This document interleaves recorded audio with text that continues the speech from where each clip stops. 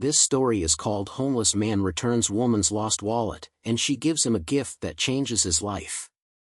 Hey, before we get into today's video, I need your help. Subscribing is one of the best ways to support us. It's fast, free, and helps us continue to bring you amazing content. Your support means a lot. Thank you so much. Now let's get into the story. Jamal Reynolds wasn't always homeless. Once upon a time, he had dreams, ambition, and a plan. But the world doesn't always care about that, especially when you're a black man born into nothing.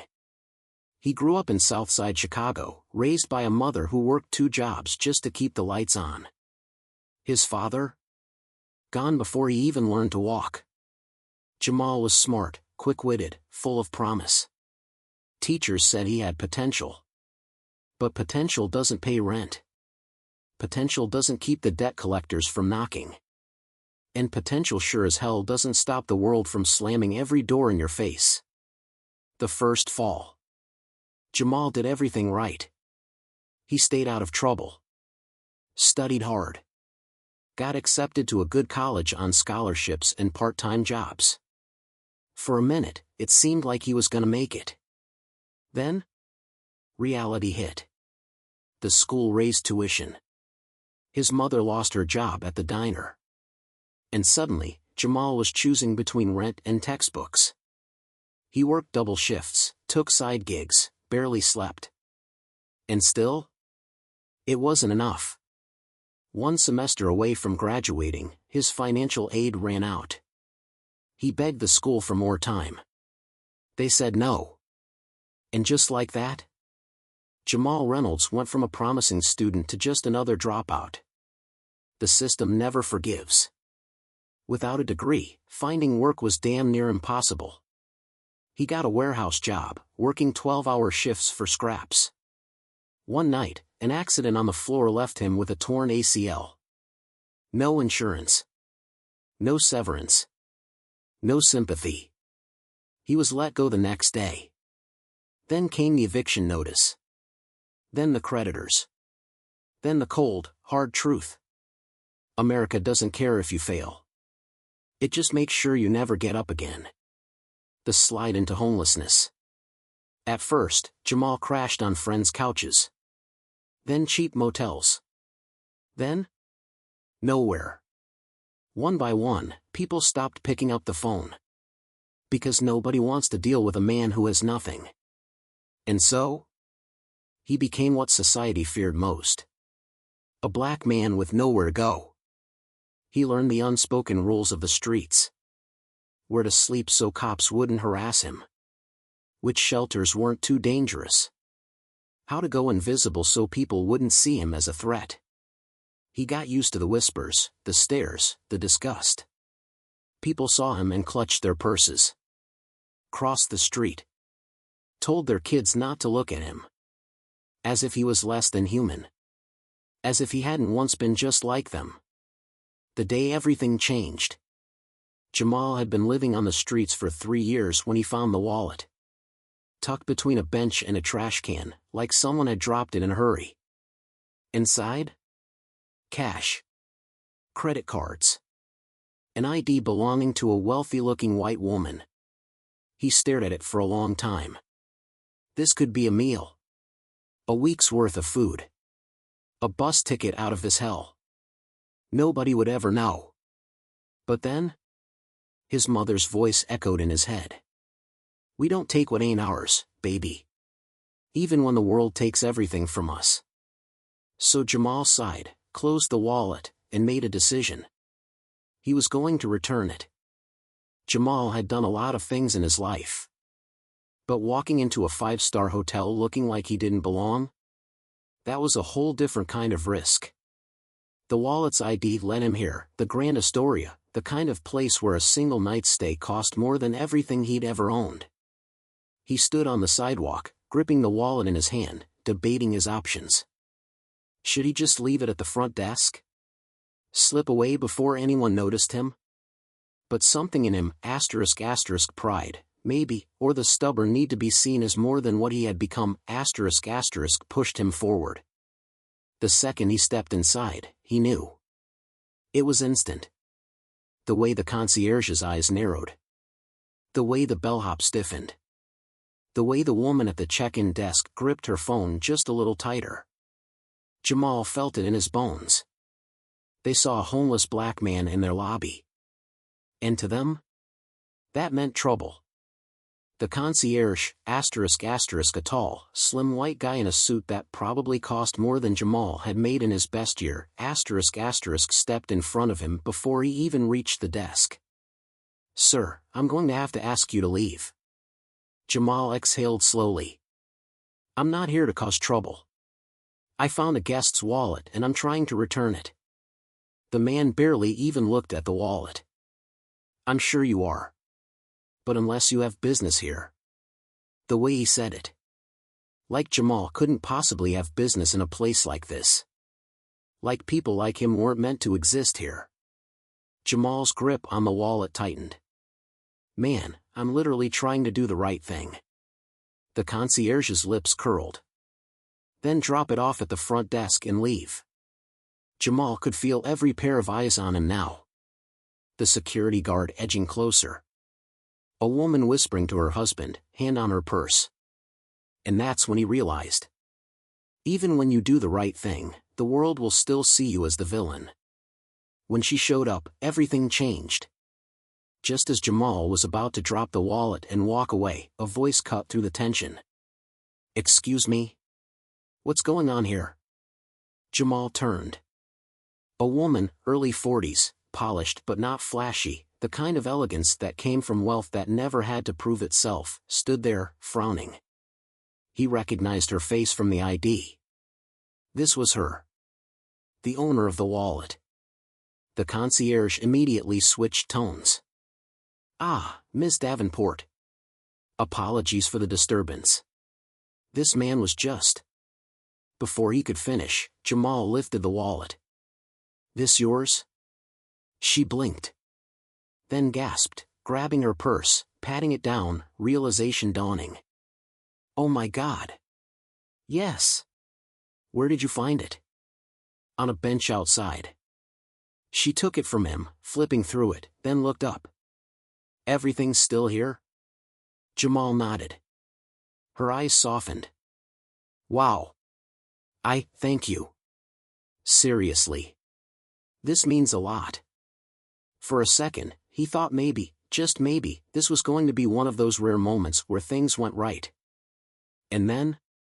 The concierge ruined it. He cleared his throat, looking at Ms. Davenport with an exaggerated sense of concern. "Are you sure nothing is missing, ma'am?" Jamal stiffened. The implication was loud. Ms. Davenport's brows furrowed. "Excuse me? I mean, we can never be too careful, right?" The concierge laughed, like it was a joke. But everyone knew what he meant. Jamal felt a bitter laugh bubbling in his throat. Unbelievable. He had returned her wallet without touching a damn thing. And yet, in their eyes, he was still a suspect. Still the threat. Ms. Davenport's face shifted. Something cold settled in her eyes. And then? She did something Jamal didn't expect. She turned to the concierge, voice sharp. "You just assume this man stole from me?" The concierge hesitated. I just wanted to be cautious." "Cautious." She let the word hang in the air, before shaking her head. "What's your name?" The concierge's face paled. Daniel, ma'am." She smiled. But it wasn't friendly. "Daniel, I don't do business with places that treat good people like criminals. Cancel my reservation." A beat of silence. Daniel stammered. "Ma'am." She held up a hand. "No. I've seen enough. I'll be letting people know exactly how you treat guests who don't look the part." And just like that, she turned to Jamal. "Come with me." He blinked. Where?" She smiled, this time, genuine. "Let's get some food. I want to hear your story." For the first time in years, someone saw him.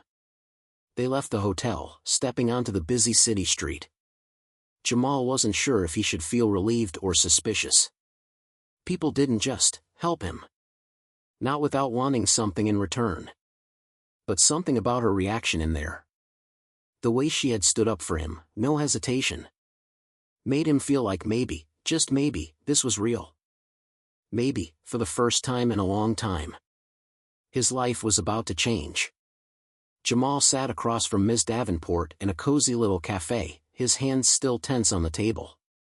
The last time he had been in a restaurant like this, he wasn't a customer. He was either washing dishes in the back or getting kicked out for just existing in the wrong place. Now he was sitting here like he belonged. And it felt strange as hell. Someone who actually wanted to listen. Ms. Davenport sipped her coffee, watching him. "So, Jamal. Tell me about yourself." He hesitated. Most people didn't ask. And the ones who didn't actually care. But something about her felt different. So he exhaled. And for the first time in years, he told someone the truth. He hadn't always been like this. He told her about growing up in Southside Chicago. How his mom worked herself to the bone just to keep a roof over their heads. How he had been on his way to something better, a college degree, a future, until life pulled the rug from under him. How one bad break turned into another. How he had tried. And how, no matter what, the world just kept knocking him back down. Miss Davenport listened without interrupting. No pitying looks. No judgment. Just listening. And when he finished, she leaned forward and said something he did not expect. "I think you deserve a second chance." Jamal frowned. "What?" She set her coffee down. "I run a company. Several, actually. And one of them is an outreach program for people trying to rebuild their lives." Jamal blinked. This sounded too good to be true. "And you're just offering me help? Just like that?" She smiled. "I'm offering you a choice. A chance. What you do with it, that's up to you." Jamal sat back. This was insane. No one had ever just offered him something without expecting something in return. And the last time he believed in a hand up, he ended up on the street. So he folded his arms. "Why? Why would you help me?" She was quiet for a moment. Then, she reached into her bag, pulled out an old, faded photograph, and slid it across the table. Jamal looked down. His breath caught. It was a picture of a young black man. Early 20s. Strong. Smart. Full of hope. And he looked just like Jamal. Jamal slowly lifted his eyes. Miss Davenport's face had softened. "That was my brother." A pause. He didn't get a second chance. Silence stretched between them. Jamal didn't need to ask what happened. He already knew. The system. The streets. The same story, over and over again. Only this time, it wasn't his ending. Because someone was giving him a different choice. And for the first time in a long time, he wanted to take it. Jamal sat in Ms. Davenport's office a week later, still half convinced this was some kind of setup. But it wasn't. The address she gave him wasn't fake. The job interview wasn't fake. The second chance was real. And now it was his move. The first step is the hardest. Ms. Davenport's program wasn't a handout. It was work. She set him up with a job at one of her warehouses, handling shipments, learning logistics. It wasn't glamorous. The pay wasn't crazy. But it was honest. And for the first time in years, Jamal had a steady paycheck. A place to stay, a shared housing program for men getting back on their feet. A chance. But nothing came easy. Because starting over is brutal. Especially when you're black, broke, and carrying the weight of the world on your back. the world still saw him the same way. Even though he was working, he could still feel it. The looks. The assumptions. Security guards watching him too closely in stores. People clutching their bags when he passed. And one night, on his way home, a cop stopped him. For nothing. Just for walking while black. Where are you coming from? Work. Work where? Why does it matter? It was a familiar dance. The same one that had knocked him down before. But this time, he had something to lose. So he clenched his fists. Kept his mouth shut. And waited until they let him go. Because this world wasn't built for people like him to win. But he was gonna do it anyway. The turning point. 6 months later, Jamal had saved enough for his own place. A small apartment. Nothing fancy. But it was his. And when he got his first promotion at the warehouse, he took a long breath. Looked around. And realized he wasn't just surviving anymore. He was living. The full circle moment. One day, he got a call. Miss Davenport wants to see you. Jamal pulled up to her office, confused. She was standing there, smiling. I have something for you. She handed him a folder. Inside? A job offer. Not just any job. A manager position. He looked up, stunned. You serious? She nodded. You earned it. Jamal let out a shaky laugh.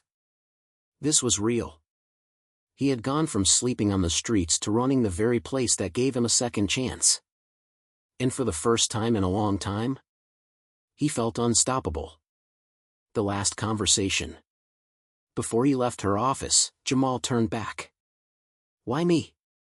Miss Davenport smiled. Because someone should have done it for my brother. Jamal nodded, understanding exactly what she meant. Because life isn't fair. And most people like him never get a second shot. But when you do, you take it. You run with it. And you never look back. Jamal Reynolds wasn't just a man who got lucky. He was a man who fought for his future. And this time, he won.